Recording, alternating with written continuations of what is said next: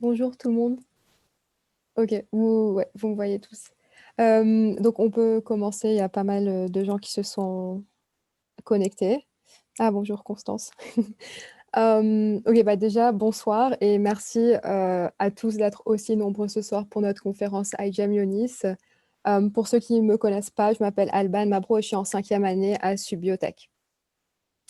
Donc juste avant de commencer, je vais juste vous faire le déroulé de l'événement et voir ce qui va se passer dans les 30 prochaines minutes avec Julia, Charlotte et moi-même. Alors, on va commencer avec une petite présentation sur ce que c'est la biologie de synthèse et on va rappeler un peu les bases. On a essayé au maximum d'adapter notre discours pour qu'il y en ait pour tout le monde. Et n'hésitez pas, au cours de la conférence, à écrire vos questions dans le Q&A, juste en bas du Zoom, et on pourra faire de notre mieux vraiment pour y répondre à la fin de la conférence. Et on terminera avec un quiz interactif sur Kahoot. Donc, juste pour nous présenter, on est l'équipe iGEM Ionis 2020. On est 10 étudiants de 3 écoles différentes du groupe Ionis. On est de Subiotech, une école d'ingénieurs en biotechnologie qu'on connaît tous, de l'ESME Sudria, une école d'ingénieurs généralistes, et d'EPITA, une école d'ingénieurs en intelligence informatique. Alors, notre présentation d'aujourd'hui, elle va rentrer dans le cadre de la compétition à laquelle nous participons. C'est la compétition iGEM. C'est une compétition internationale de biologie de synthèse qui est organisée chaque année par le MIT. Il y a plus de 3000 participants, non, 6000 participants, pardon, et de 300 équipes différentes du monde entier. Il y a au moins 50 pays du monde qui participent chaque année. Et c'est dans ce contexte-là, un des critères pour gagner des médailles, ça va concerner le fait de faire communiquer sur la biologie de synthèse au grand public. Et c'est dans ce contexte-là qu'on effectue cette conférence avec vous. Alors, pour commencer, quelques bases sur la biologie de synthèse, sur la biologie, pardon, avec Julia.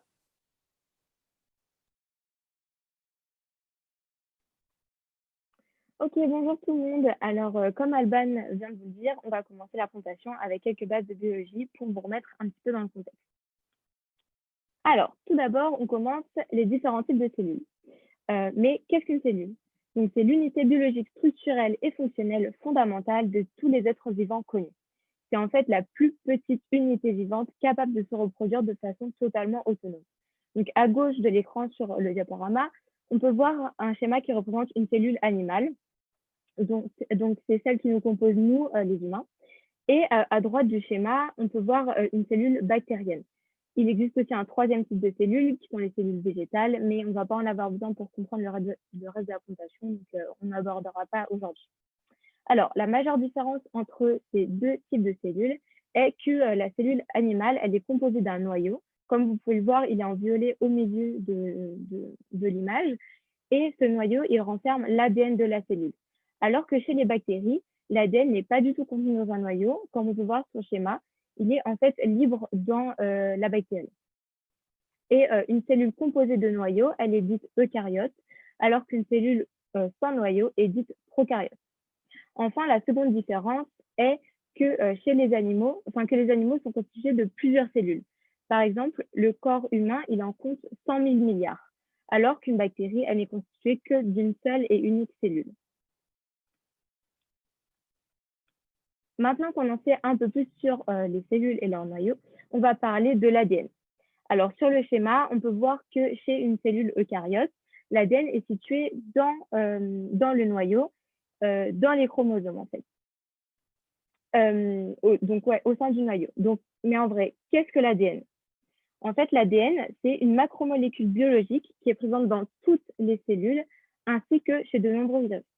Et l'ADN, en fait, il contient toute l'information génétique. C'est ce qui va permettre le développement, le fonctionnement et la reproduction des êtres vivants. Et la représentation la plus connue de l'ADN, donc celle que vraiment tout le monde connaît, c'est celle que vous voyez à gauche de votre écran, c'est-à-dire en hélice. Mais on retrouve également, un peu moins connu, l'ADN sous forme de plasmide, notamment chez les bactéries. Et un plasmide, c'est tout simplement de l'ADN circulaire. Mais saviez-vous que si on déroule un brin d'ADN humain, il mesure 2 mètres, sachant qu'on a de l'ADN dans chacune de nos cellules et qu'on a 100 000 milliards de cellules? Je vous laisse faire les calculs. Enfin, encore quelques notions de biologie avant de passer à la biologie de synthèse.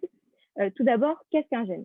En fait, c'est une unité de base héréditaire qui prédétermine un trait précis de la forme d'un organisme vivant. Et au point de vue physique, un gène, c'est un fragment d'une séquence d'ADN. Et un allèle, c'est une version variable d'un même gène. Maintenant, on va pouvoir parler un petit peu de la différence entre le génotype et le phénotype. Donc, l'ensemble des gènes d'un individu est regroupé dans ce que l'on appelle le génotype, alors que le phénotype, lui, correspond à la somme des caractères qui sont identifiables de l'extérieur. Ainsi, deux individus peuvent avoir exactement le même génotype, mais pas nécessairement le même phénotype, et inversement. En fait, ça dépend des conditions d'expression des gènes qui donnent un aspect extérieur discernable de chaque individu. Et ici, pour que vous compreniez mieux, on a pris l'exemple de la couleur des yeux. L'allèle est représenté par la lettre B, et donc l'allèle dominant est le B majuscule, et il code pour les yeux marrons, alors que l'allèle récessif est le B minuscule, et il va coder pour les yeux bleus. Et on peut voir que pour obtenir le phénotype des yeux marrons, on a deux génotypes possibles. On a B majuscule, B minuscule, car le B majuscule, il est dominant et donc il va venir empêcher l'expression ou masquer l'allèle récessif des yeux bleus. Et le deuxième génotype possible est le B majuscule, B majuscule. Et pour obtenir le phénotype des yeux bleus, on n'a qu'un seul génotype possible, qui est B minuscule, parce que comme on vient de le voir, le B minuscule est récessif. Donc, voilà tout ce qu'il en était pour les bases de la biologie. Et maintenant, on va pouvoir passer à l'étape suivante, c'est-à-dire la biologie synthétique. Et je vous laisse avec Charlotte. Donc, qu'est-ce qu'est la biologie de synthèse? Ce n'est pas facile à répondre à cette question en une seule phrase, mais globalement, ce qu'on peut dire, c'est que la biologie de synthèse regroupe plusieurs disciplines comme l'ingénierie, qui elle-même est basée sur des outils mathématiques, et la biologie, qui elle est basée sur l'étude du vivant, ce qui fait sa transdisciplinarité, car elle s'appuie sur la biologie, la physique, la chimie, les mathématiques et l'informatique. Allons voir de plus près. Pour mieux vous expliquer, nous avons choisi ce schéma qui montre rapidement la réflexion en biologie de synthèse. On parle de circuits par analogie avec l'électronique, sauf qu'au lieu des composants de silicium, ces circuits connectent entre elles des molécules organiques, notamment des protéines et de l'ADN. De tels circuits peuvent être de type métabolique, donc partir d'un composé naturel pour le transformer en un produit valorisable, comme un médicament ou un carburant ou autre. Et au sein de la compétition iGEM, la biologie de synthèse implique l'utilisation de ce qu'on appelle des biobriques. C'est tout simplement des séquences d'ADN qu'on va assembler et introduire dans une cellule. Encore plus simplifié, les biobriques peuvent être comparées à des Legos que l'on emboîte dans le but de créer une nouvelle construction. Et cette construction peut alors être insérée dans un micro-organisme, comme une bactérie, pour effectuer sa fonction. Pourquoi les bactéries? Parce que leurs cellules sont capables d'intégrer un gène, le transcrire, puis le traduire en protéines, à une échelle de temps et de coût moindre que si nous, on devait le faire. Et c'est pour ça d'où la grande utilité de la biologie de synthèse. Alors, allons voir quelques applications concrètes dans différents domaines. En santé, des chercheurs ont réussi à transformer des bactéries en détecteurs biologiques capables de signaler une pathologie sur la simple présence de molécules caractéristiques dans l'urine ou le sang. Le principe ici est de mettre l'échantillon d'urine en contact avec des bactéries détectrices d'une maladie spécifique et se colorer si l'urine provient d'un patient malade. En agroalimentaire, la biologie de synthèse a permis de concevoir des cultures de plantes, fruits et légumes résistantes aux conditions extérieures, comme le changement de température extrême, la pluie, la neige, les insectes, les pesticides, etc. Par exemple, on sait que les cactus possèdent une excellente capacité d'adaptation à leurs environnements, ce qui leur permet de résister à des conditions extrêmes comme l'aridité. Cette capacité d'adaptation est due à leur structure, mais également à leurs gènes. Ainsi, si on voulait permettre à d'autres végétaux de résister à des températures aussi élevées, On pourrait, en simplifié, extraire le gène responsable de ce trait et l'introduire dans l'ADN de la plante en question. Un autre exemple en environnement, c'est l'exemple de l'équipe iGEM de l'année dernière, qui a imaginé une pile électrique qui fonctionne grâce à la dégradation de mégots de cigarettes. Le projet s'appelle Synergie. Le système de production d'énergie est basé sur le fonctionnement d'une pile microbienne. Le courant électrique est généré à partir de micro-organismes, ici des bactéries. Le mégot de cigarettes sont composés de sucre qui vont servir de nourriture aux bactéries. En dégradant ces nutriments pendant leur croissance, les bactéries produisent des électrons qui sont ensuite transportés pour permettre de générer du courant électrique. Ce courant peut être par la suite utilisé ou récupéré. Un autre exemple en cosmétique est où la biologie de synthèse permet la création d'actifs sur mesure pour répondre à des problématiques de peau spécifiques. Cette technologie offre un énorme potentiel d'innovation car ces actifs dits intelligents sont analogues aux molécules de notre peau et sont ainsi capables de cibler certains récepteurs cutanés pour mieux les stimuler. Certaines molécules comme le collagène ou l'acide hyaluronique ou encore l'élastine ont un rôle essentiel à la santé de notre peau. Cependant, avec le temps, leur fonctionnement se dégrade et la biologie de synthèse permet de recréer sur mesure ces molécules afin de produire des actifs dits bio-inspirés. Par exemple, le produit de Smart Collagen de la marque Yenis, où le collagène naturel, c'est une molécule de grande taille. Et s'il n'est pas redesigné, il reste à la surface de la peau, qui ne donc peut pas l'assimiler. Et grâce à la biologie de synthèse, Ionis a inventé un nouveau collagène miniaturisé et ciblé, spécialement développé pour la cosmétique. Et l'équipe iGEM dans tout ça. Cette année, nous sommes heureux de vous présenter le projet Bactail, sur lequel nous travaillons intensément depuis 9 mois. Bactail vise à lutter contre la résistance aux antibiotiques, qui est un problème de santé majeur. Donc, quelques chiffres. Selon Santé publique France, on recense 160 000 cas d'infection à bactéries résistantes aux antibiotiques chaque année en France, dont 12 000 décès associés à ces infections.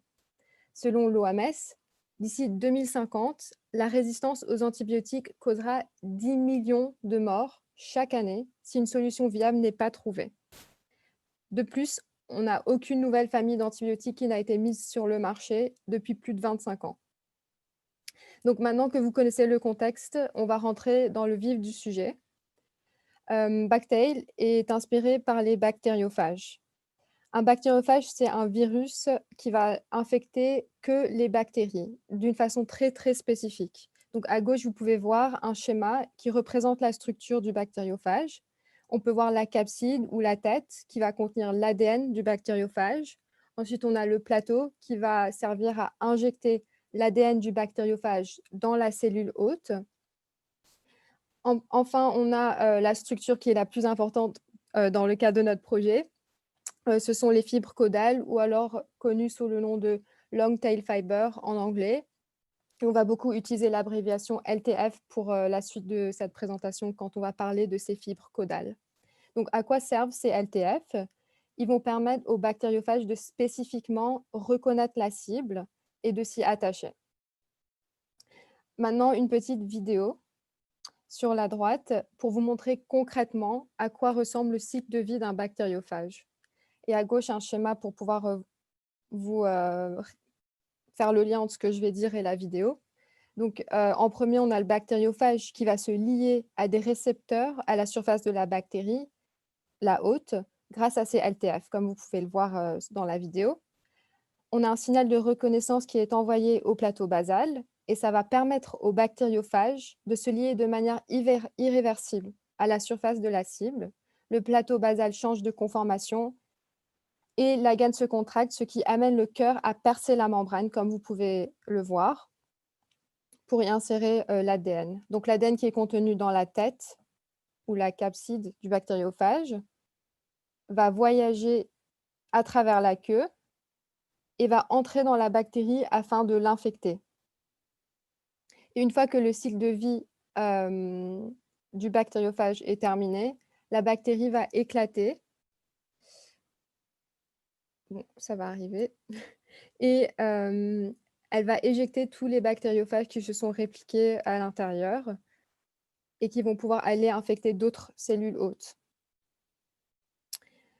Donc, c'est comme ça que notre projet Bactail a été créé. Le projet consiste à modifier une souche bactérienne, Escherichia coli, dont vous connaissez sûrement tous le nom. Et le but, c'est de combattre d'autres bactéries pathogènes et résistantes aux antibiotiques d'une façon très spécifique. C'est pour ça qu'on va associer la capacité de reconnaissance des bactériophages, qu'on vient juste de voir avec leur long tail fiber, à une sécrétion de peptides antimicrobiens en parallèle. Et on va associer ces deux éléments dans une bactérie qui va être facilement contrôlable, ce qui les diffère des bactériophages. Donc, voici un petit schéma qui résume les 4 grandes étapes de notre projet Bactail. En premier, notre bactérie va se lier à sa cible grâce au LTF. Cela se fait d'une façon très spécifique. Elle va s'y attacher. Ensuite, on aura une libération de peptides antimicrobiens qui sont toxiques pour la cible. Ça va permettre de tuer la bactérie pathogène. Et enfin, quand notre bactérie ingénierisée aura accompli sa mission, ça veut dire une fois qu'elle aura tué sa cible, elle va elle-même s'autodétruire. Ça évite un problème de dissémination de nos bactéries dans l'environnement. Et la 4e phase du projet Bactail, ça va consister au transport de notre bactérie ingénierisée thérapeutique jusqu'à son site d'action. Donc maintenant, un petit fun fact. Comment est-ce qu'on a designé notre logo? À gauche, on peut voir une forme ovale qui représente une bactérie. Et à droite, la structure d'un bactériophage. Le nom Bactail vient de bac pour bactérie et tail pour LTF. Ici, on voit donc le bactériophage qui est dans la bactérie, mais avec ses LTF à la surface. Enfin, on a choisi d'entourer notre logo d'un hexagone parce que ça représente la France et nous sommes une équipe française qui allons présenter notre projet Bactail à la compétition iGEM cette année. Donc, voici quelques références que nous avons utilisées pour cette présentation. Un grand merci à tous nos sponsors cette année et surtout un grand merci à vous pour votre attention. Donc juste avant de passer aux questions, vous pouvez les écrire dans le Q&A ou dans le chat. Je vais copier-coller un lien dans le chat. Donc c'est un forme qui est très très court à remplir, je vous le promets. Mais il est vraiment précieux pour nous pour qu'on puisse récolter tous vos commentaires, vos avis et analyser tout ça pour notre site internet et surtout voir si cette conférence vous a plu. Donc, il faudra juste le remplir après le Kahoot. Donc, je vais vous le copier-coller dans le chat.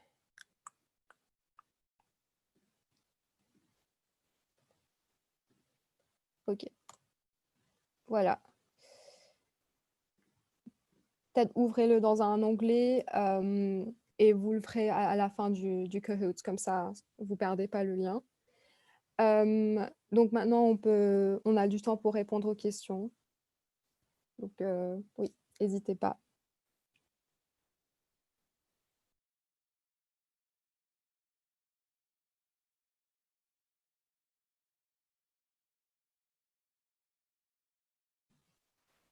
OK.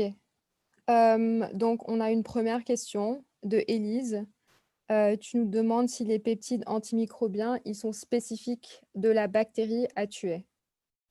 Est-ce que, Charlotte, tu veux répondre ou je réponds? Tu peux répondre, Alban. OK. Alors, oui, les peptides antimicrobiens, en gros, les peptides antimicrobiens, c'est des protéines qui sont naturellement synthétisées par des bactéries quand elles sont dans un environnement qui est un polymicrobial environment, quand elles sont entourées de plein d'autres bactéries, c'est pour qu'elles puissent bien former une niche et tuer les autres bactéries qui les dérangent. Donc oui, c'est des peptides qui sont spécifiques. Après, il y a des peptides qui sont dits à large spectre et d'autres à spectre étroit. Donc, dans notre preuve de concept, par exemple, nous, on utilise des peptides qui vont surtout reconnaître différentes souches de Escherichia coli. Ils ne vont pas être spécifiques contre une seule souche, mais pouvoir tuer n'importe quelle souche pratiquement de E. coli. On a d'autres peptides qui reconnaissent, par exemple, des E. coli et des salmonella, par exemple. Mais oui, le but dans notre projet, c'est de garder des peptides antimicrobiens assez spécifiques à leur cible. J'espère que ça répond à ta question. Donc, encore une autre question. Du coup, vous comptez changer les peptides selon les bactéries à éliminer ou les peptides sont non spécifiques et efficaces sur beaucoup de bactéries néfastes? Je pense que j'ai un peu répondu à la question. Ouais. Et juste pour info, dans le cadre de notre preuve de concept, on a choisi un seul type de peptide antimicrobien qui permet de tuer une Escherichia coli K12, donc non pathogène, mais d'après la littérature, ces peptides antimicrobiens peuvent aussi tuer la souche pathogène de E. coli qui produit la chigatoxine. Et pourquoi choisir E. coli? Charlotte, est-ce que tu veux répondre? Oui, donc en fait, nous, on est en laboratoire, on peut seulement manipuler des organismes non dangereux. Donc, on est en ce qu'on appelle en Biosafety Class 1. Et donc, nous, on utilise en l'occurrence Escherichia coli K12, qui est donc pas dangereux pour nous. Donc, notre preuve de concept se fait sur Escherichia coli non dangereuse, mais dans le large dans la durée de notre projet, en fait, on compte alors aussi, bien sûr, viser des bactéries pathogènes résistantes aux antibiotiques. Mais ce que nous, on ne peut pas faire, car on n'a pas les équipements de sécurité pour tester des micro-organismes dangereux pour la santé. Et on a choisi de modifier Escherichia coli dans notre projet parce que c'est la bactérie un peu de référence en biologie de synthèse. Donc, elle est très caractérisée, très, très connue. Et oui, c'est pour ça qu'on l'a choisi en tant qu'organisme hôte. Et comme Charlotte l'a dit, pour notre bactérie cible E. coli aussi, parce qu'on est en classe 1. Et le phage qui est spécifique de E. coli est très caractérisé aussi.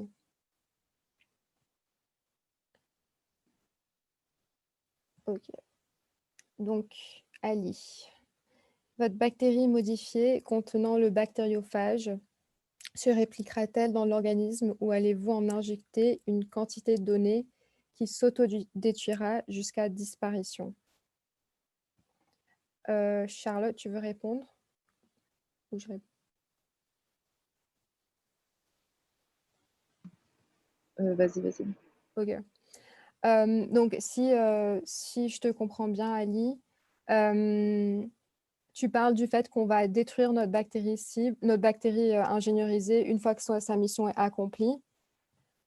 Si c'est bien ça, nous, quand on va administrer notre bactérie thérapeutique, ça va être dans des concentrations contrôlées en fonction de la quantité estimée de bactéries pathogènes qui causent l'infection.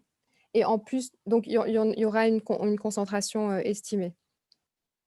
En plus de ça, elle va être dotée, entre guillemets, d'une capacité à s'autodétruire une fois qu'elle a accompli sa mission. Par exemple, c'est une perspective du projet, c'est le fait une fois qu'on a ingéré le probiotique, on va prendre une autre molécule qui va pouvoir programmer la mort de notre bactérie ingénierisée. Il y a aussi d'autres systèmes qui vont permettre de limiter le lifetime de notre bactérie avec des certaines déficiences. Ça, c'est des perspectives de notre projet. J'espère que j'ai répondu à ta question.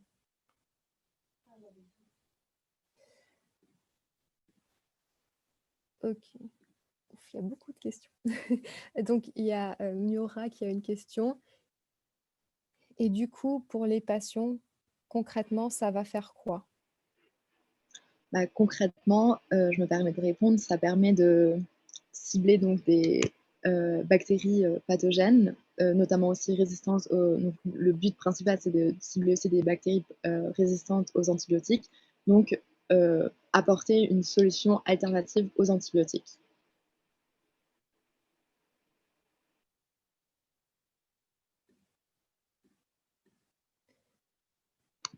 Je ne sais pas si ça répond à la question, donc Alban, si tu veux rajouter quelque chose, J'ai rien à rajouter. Répondre à la prochaine question. Vous avez beaucoup de questions. Hem, y a-t-il un risque que votre bactérie détectrice devienne la cible de bactériophages in vivo et ainsi réduise les chances de succès de soigner l'infection virale? Je vais juste relire. Y a-t-il Est-ce que, Julien, vous parlez de la bactérie, j'imagine, qu'on veut tuer?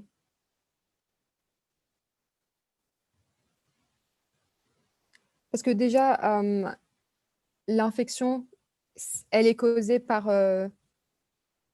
des bactéries, donc c'est une infection bactérienne. Je sais pas, désolée, j'ai pas très bien compris votre question. Charlotte, tu as compris? je pense que, oui, je pense qu'en fait, d'après genre j'espère que j'ai bien compris, mais ce que j'ai compris, c'est que, la question c'est est-ce que notre bactérie que nous on ingénieur, qu'on modifie, pourrait devenir une potentielle cible pour des bactériophages, du coup pour être détruite par, les bactériophages, naturellement présents dans l'environnement. Donc, je pense qu'on n'a pas encore réfléchi à ça, donc on peut revenir euh, à, à cette question par mail si besoin.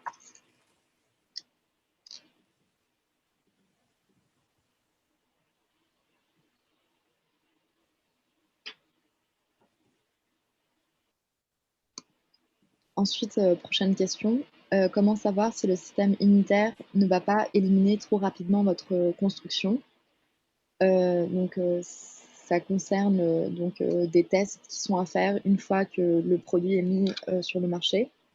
Et donc, c'est via des tests, notamment en études cliniques, qu'on peut vérifier l'élimination de notre produit. Donc, ce sera via ces tests-là, notamment via des tests aussi de toxicologie.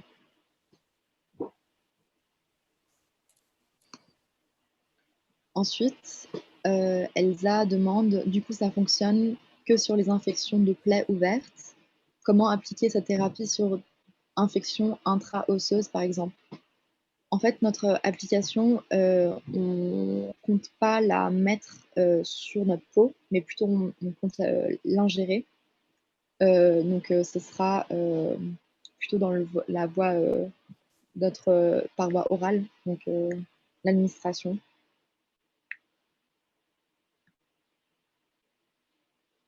Oui, pour, le projet cette année, on s'est surtout focalisé, sur des probiotiques, pour pouvoir cibler les infections, dans l'intestin. Mais ça reste bien sûr des perspectives, de cibler des infections, dans les os, par exemple.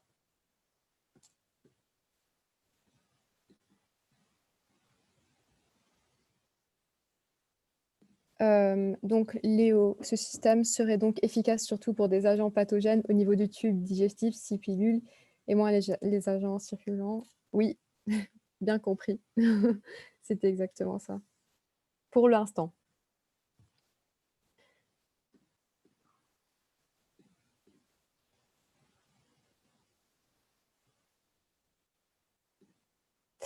Donc on a une autre question de Ponji. Y a-t-il une différence importante d'efficacité entre l'utilisation de votre bactérie et l'utilisation de phages classiques? Ça, c'est une très bonne question. Actuellement, les phages sont pas très utilisées. Enfin, en tout cas, dans la majorité des pays, la phagothérapie est interdite. Donc pour les on va dire que nous, on se base sur le système de reconnaissance des phages. C'est une des caractéristiques les plus intéressantes des phages qui leur permet d'avoir, cette spécificité et on combine ça à une bactérie, complètement contrôlée que nous, on peut programmer, «à notre souhait» entre guillemets. Donc on espère que notre, système sera plus efficace, oui, que la phagothérapie, mais on peut pas vous dire oui, ou non maintenant. Ça va devoir se faire avec des tests, en tant que perspective, bien sûr.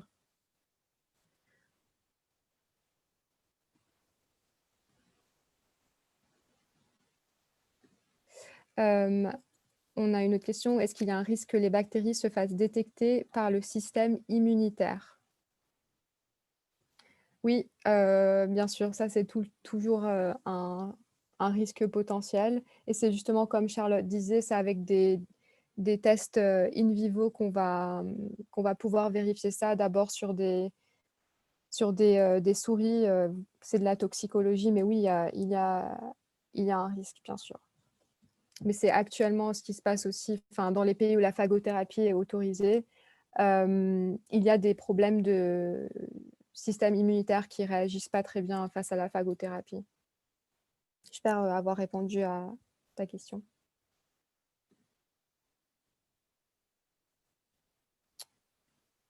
Donc, Lorraine, comment avez-vous trouvé ces peptides? Ah. Hem, ça va si je réponds, Charlotte? Ouais. OK. Hem, donc comment est-ce qu'on les a trouvés? On a fait beaucoup de recherches bibliographiques. On est tombé sur un article très intéressant qui parlait d'une microcine qui agissait, quand elle était produite à proximité de leur cible et on a contacté le chercheur, il nous en a un peu plus parlé et voilà, c'était avec beaucoup de recherches bibliographiques et parler à des chercheurs et de la chance aussi et on n'a pas lâché le morceau. Il y a plein de peptides, antimicrobiens différents. Il y a des milliers de peptides antimicrobiens. Comment en êtes-vous venue à choisir le thème de la résistance antimicrobienne? Charlotte, est-ce que tu veux répondre?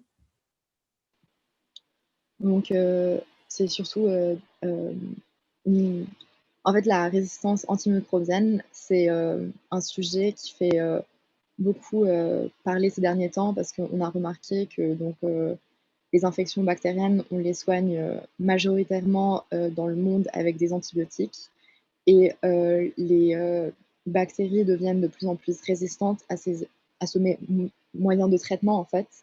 Donc, on voulait trouver un projet dans un problème majeur de santé. Donc, on s'est dit, pourquoi pas, trouver une solution à ce, problème et donc, trouver une alternative aux antibiotiques.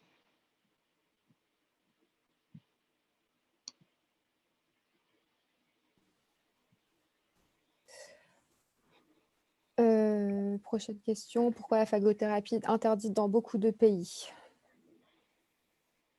Tu veux répondre, Cha, ou je réponds? Hem, donc c'est une question politique, donc, Ouais on peut et pas aussi trop, et hem, aussi, ouais, en gros, la phagothérapie, ça a été découvert, au XXe siècle, un peu avant la découverte des antibiotiques et du coup, de base, hem, il y a beaucoup de recherches qui ont commencé là-dessus et ensuite il y a eu la découverte des antibiotiques, donc la recherche sur la phagothérapie s'est arrêtée, grâce, à l'apparition enfin, à la découverte des antibiotiques. Du coup, actuellement, en ce qui concerne la phagothérapie, on est en manque de recherche et de caractérisation suffisante, de safety, de sécurité. Donc c'est pour ça qu'actuellement, c'est pas une solution, très, sans risque dans beaucoup de pays. C'est pour ça que c'est interdit en France, par exemple. mais il faut savoir que dans d'autres pays, ça se fait. Donc, c'est aussi vraiment une question politique, des pays. une politique de santé, en fait.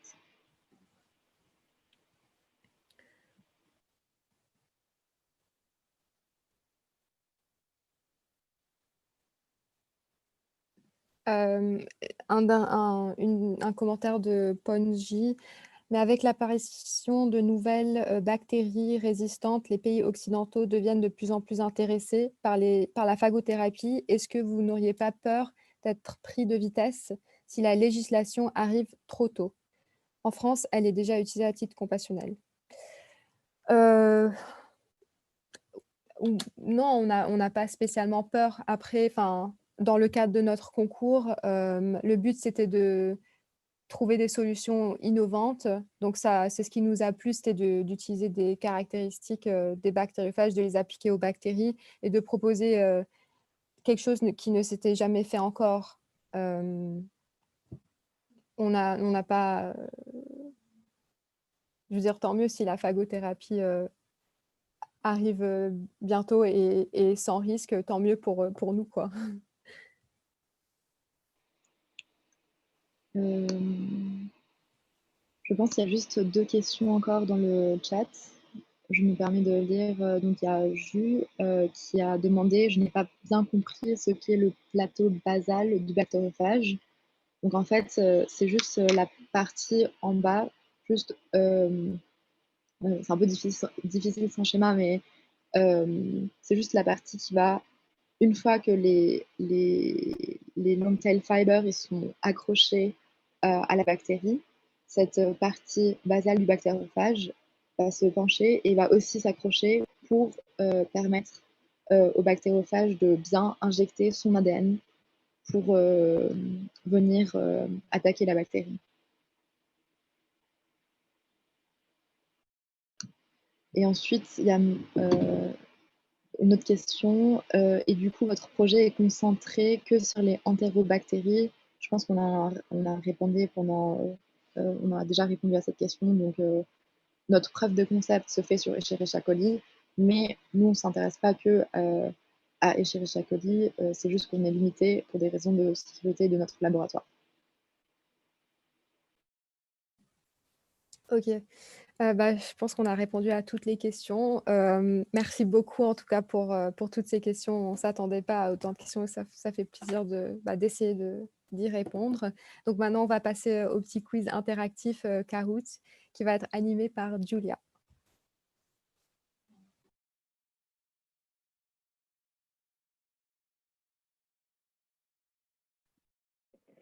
Ok, alors du coup, pour procéder au quiz Kahoot, il faudrait que chacun d'entre vous aille soit sur l'application, soit directement sur le site internet de kahoot.it. Et une fois que vous y êtes, il y en a qui connaissent déjà, il faut tout simplement dire qu'on veut jouer, mettre le code PIN que vous voyez en haut, donc 58 50 57 3, et joindre. En ce qui concerne le nom, le surnom, on vous laisse mettre ce que vous voulez. Juste pour les 10 premiers, il faudra bien nous dire qui vous êtes si jamais c'est pas un surnom, juste pour savoir à qui on va donner les codes back que vous aurez gagné. Donc, on va attendre un petit peu que tout le monde se connecte. Et si vous avez du mal à vous connecter, n'hésitez pas à envoyer un message sur la conversation pour qu'on vous aide un petit peu.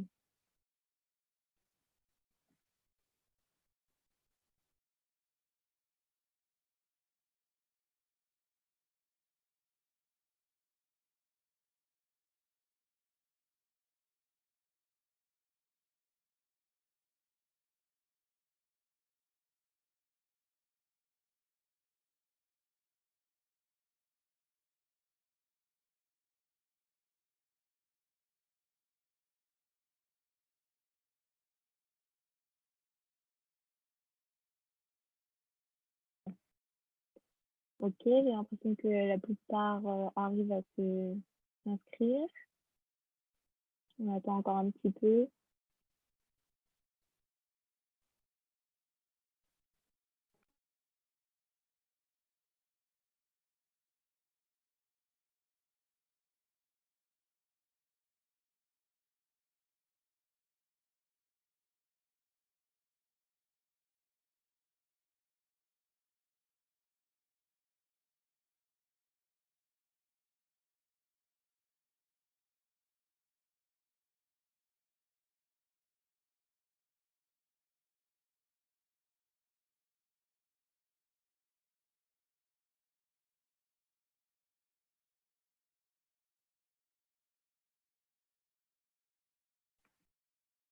Ok, j'ai l'impression qu'on est quand même pas mal. Est-ce qu'on attend encore un petit peu?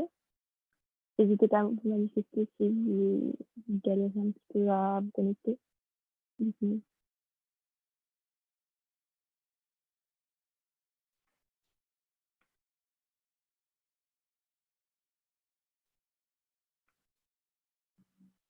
Ok, bah je pense qu'on va commencer. Il y a encore des gens qui arrivent.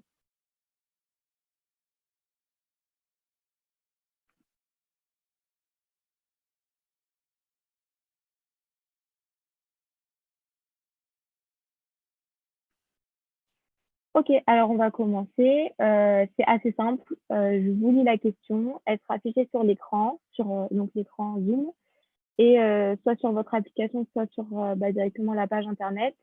Vous pourrez cliquer sur la réponse qui vous semble juste. Plus vous répondez vite, plus vous aurez de points. À la fin de chaque question, il y a un classement, et à la fin de tout Kahoot, il y a un classement général. Et donc les 10 premiers du classement vont gagner un tote bag du projet Backtail. Donc on va commencer.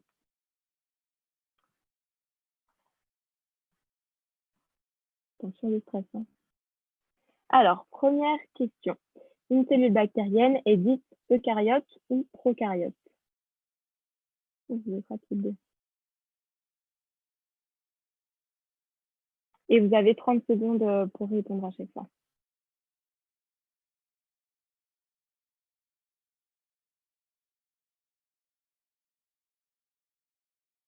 Ok. Donc, la plupart des personnes ont la bonne réponse. Donc, comme on l'a dit tout à l'heure, une cellule bactérienne, c'est prokaryote parce qu'elle n'a pas de noyau, alors qu'une cellule animale, c'est eucaryote parce qu'il y a un noyau. Et donc, qui est-ce qui a répondu plus rapidement? C'est Raphaël. Félicitations. Ensuite, deuxième question. Le corps humain est composé de plusieurs cellules ou d'une unique cellule?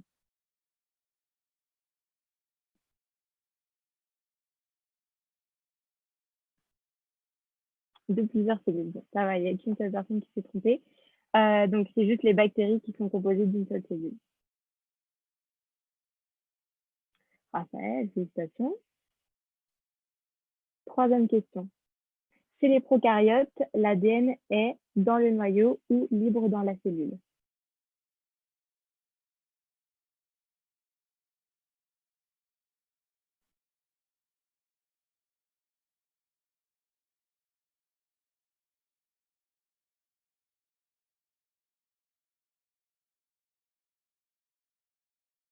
Super. Donc, comme on l'a dit, chez les prokaryotes, donc les bactéries, l'ADN n'est pas contenu dans un noyau, mais il est libre dans la cellule, alors que dans les cellules animales, il y a un noyau qui contient l'ADN. Léo, bravo. Donc, Raphaël, tu as troisième place maintenant. On va remonter un. Ensuite, quatrième question. L'ADN est présent dans toutes les cellules, vrai ou faux?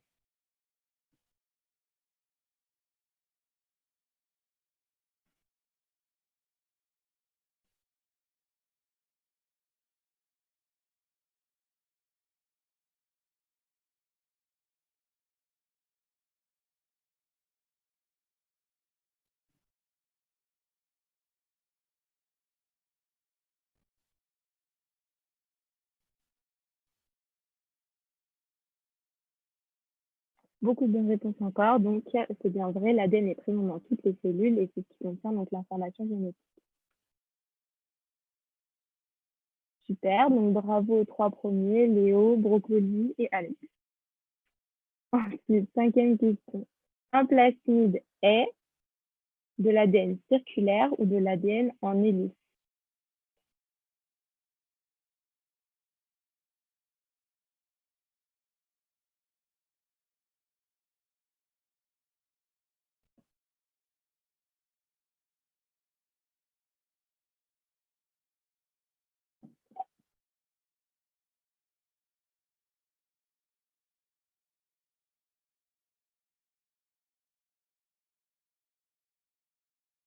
Ok, super. Ça va, il n'y a que deux petites fautes.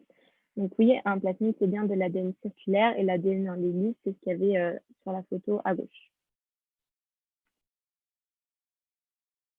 Ok, félicitations encore aux trois mêmes premiers. Sixième question. Un gène est un fragment d'ADN, vrai ou faux?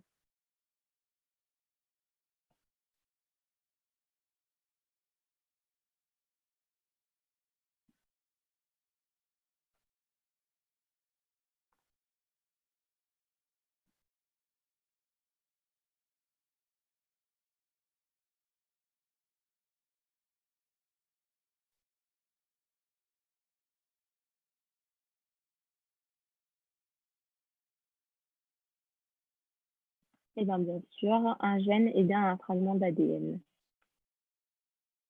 Au niveau du classement, ça bouge pas. Brocoli toujours en premier, Léo J en deuxième et Alex en troisième. Septième question. Les yeux marrons sont un génotype. Vrai ou faux?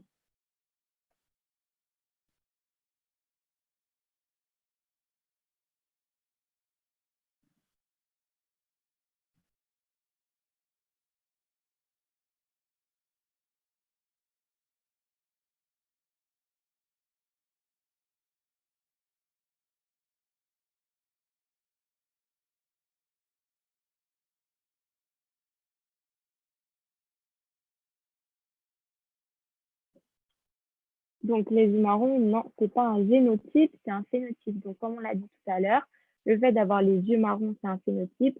Et là, le génotype pour les yeux marrons, ce serait soit, si on reprend l'exemple de tout à l'heure, ce serait soit B majuscule, soit B majuscule, B minuscule, parce que le B majuscule, il va être dominant par rapport aux yeux bleus. Ok, il y a Mathieu qui remonte en niveau 3. Huitième question. L'allèle récessif empêche l'expression ou masque l'allèle dominant. Vrai ou faux?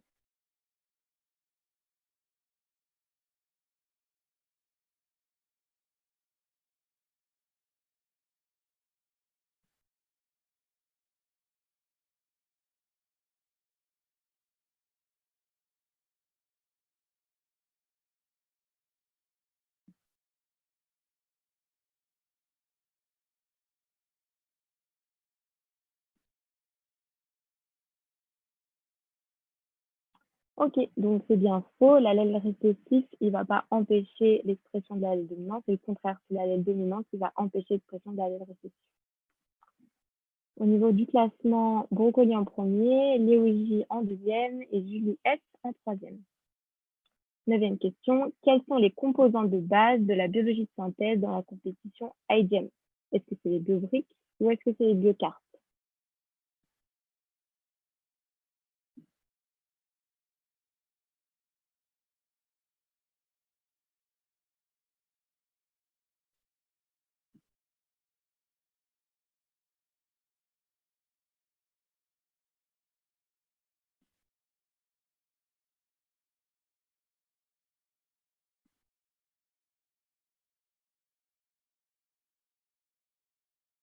Super, c'est bien les biobriques. Les biocartes, je l'ai inventé, je ne sais pas si ça existe, mais c'est les biobriques.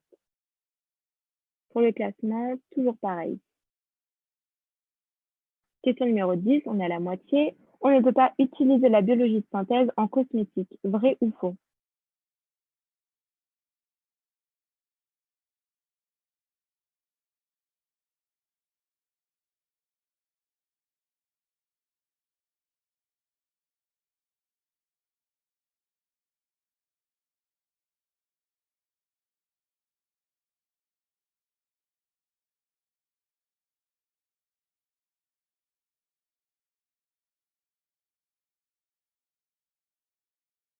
Et donc, c'est faux. On peut utiliser la biologie de synthèse en cosmétique, comme par exemple pour l'exemple que Charlotte vous a donné tout à l'heure, avec le Smart Collagène de la marque Ineos.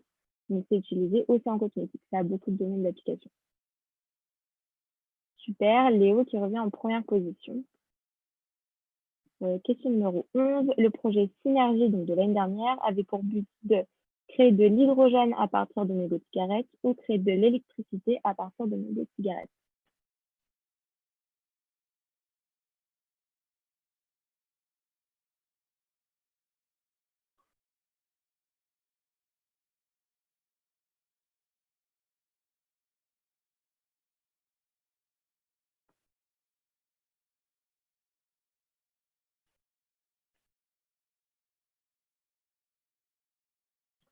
Super, donc c'était bien créer de l'électricité à partir de mégots de cigarettes. Super, donc le podium change un petit peu. On voit que Oli remonte en troisième position. Maintenant, question 12. Selon l'OMS, combien de personnes mourront chaque année en raison de la résistance aux antibiotiques d'ici 2050 si bien sûr on ne trouve pas de solution viable d'ici là? Est-ce que c'est 100 000 personnes ou 10 millions?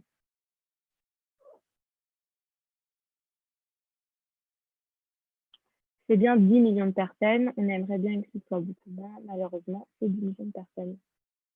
Au niveau du classement, ça change bien. Samuel qui arrive en troisième position.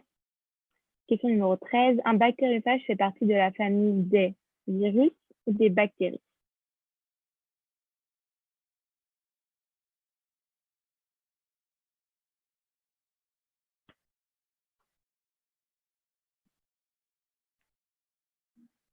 Donc, un bactériophage fait bien partie de la famille des virus et il va venir cibler des bactéries. Donc, c'est pour ça que des fois, il y a la petite confusion qui est faite. Mais c'est bien un virus. Question numéro 14. Chez les bactériophages, l'ADN est contenu dans le plateau ou dans la tête?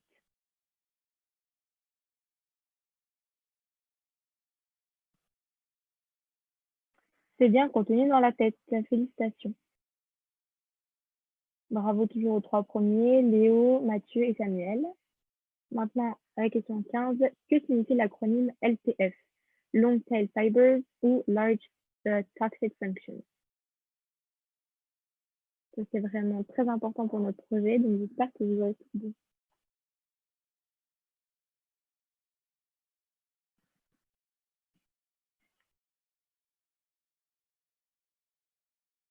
Et bah, c'était bien Long Tail Fibers.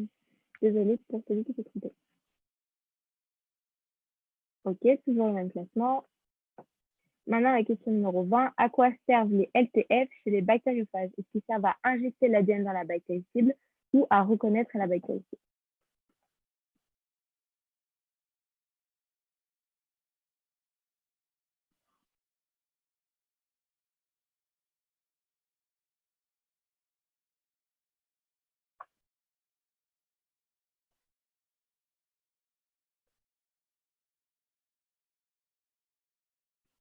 Et donc, les LTF, ils servent à reconnaître la bactérie cible et donc à s'y attacher. Ils ne servent pas du tout à injecter l'ADN. Ok, toujours le même classement. Question numéro 17. Comment l'ADN du bactériophage entre-t-il dans la bactérie hôte? Est-ce qu'il passe par les LTF ou est-ce qu'il passe par la queue? Donc, comme vous l'avez vu tout à l'heure dans la vidéo qu'Alban nous a montrée, l'ADN du bactériophage, elle passe par la queue pour entrer dans la bactérie hôte. Ok, super. Numéro 18. Quelle bactérie modifie-t-on génétiquement pour notre projet bactérie? Est-ce que c'est Escherichia coli ou Staphylococcus aureus?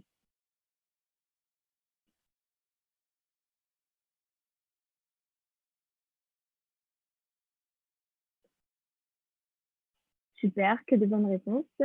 Bravo, donc c'est bien Escherichia coli. Ok, toujours Léo en première position, Mathieu en deuxième et Samuel en troisième. Il vous reste deux questions. Alors, la première étape de notre projet Bactail est la sécrétion de molécules pour tuer la cible ou la reconnaissance spécifique de la cible.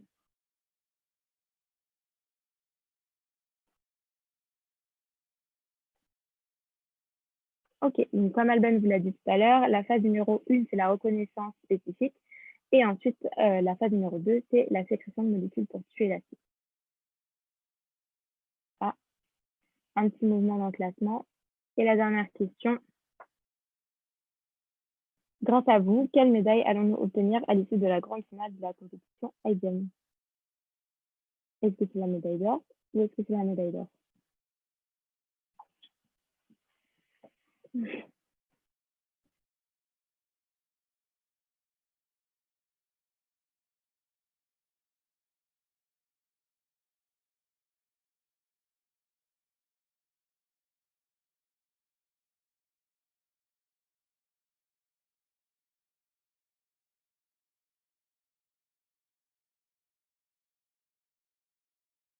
Merci. Bah, on espère fortement avoir la médaille d'or grâce à vous. De toute façon, vous serez tous tenus au courant. Et donc, pour le podium, Cla est en 3e position, Mathieu est en 2e position et Léo J est en 1re position. Donc là, on a le podium avec les 3 premières personnes. Ensuite, on a Samuel en 4e et Axel en 5e. Mais on peut extraire les données du Kahoot et on va prendre les 10 premières personnes qui étaient dans le classement et on vous recontacte si on n'arrive pas à vous désigner et on vous offrira un tote bag chacun à l'effigie de notre projet Backtail. En tout cas, bah, merci beaucoup d'avoir participé à notre présentation de biologie de synthèse. On espère vraiment que ça vous a plu. Oubliez, s'il vous plaît, pas de remplir le Google Form que Alban nous a envoyé tout à l'heure sur la conversation, parce que c'est vraiment grâce à ça qu'on va pouvoir espérer gagner la médaille d'or. Si vous ne le remplissez pas, bah, on va être un petit peu embêtés. Donc, s'il vous plaît, on a vraiment essayé de le faire très court. Normalement, il n'y a rien à écrire. Ça va vous prendre vraiment 2 minutes pour le remplir, donc s'il vous plaît, remplissez-le. Et merci beaucoup. Si vous avez d'autres questions, n'hésitez pas.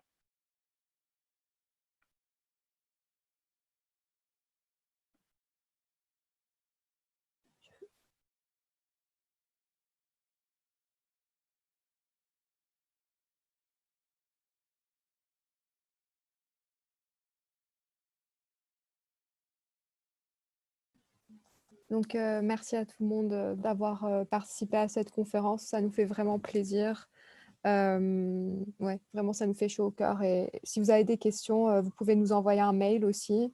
Je vais l'écrire. C'est igem2020@gmail.com. Donc, n'hésitez pas à nous envoyer un mail ou même à venir nous parler sur le campus. Et voilà. On espère que ça vous a plu. N'oubliez pas de remplir le lien et bah, bonne soirée tout le monde et bon appétit. Ouais, merci beaucoup à tout le monde d'être resté. Parce qu'on sait que l'horaire n'était pas forcément top pour tout le monde, mais j'espère d'avoir participé en tout cas. Et merci pour tous vos messages de bonne chance, bon courage, j'espère dans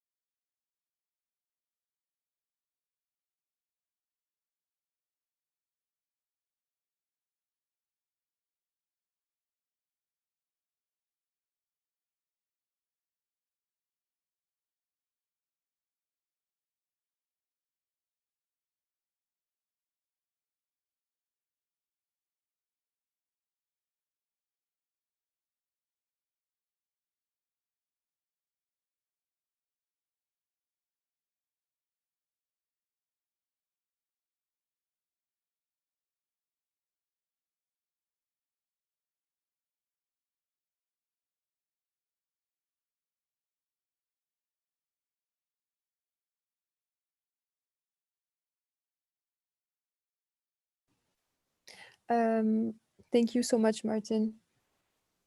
Yeah, no problem at all. I guess we can. Did you understand everything? Yes, I actually did. Oh, yay. Did you It play the surprised me. Kahoot? Yeah, I saw it. Yeah. So it was really fun. Also nice for my French to practice it a bit more. Yeah. But I will stop the recording now. Okay.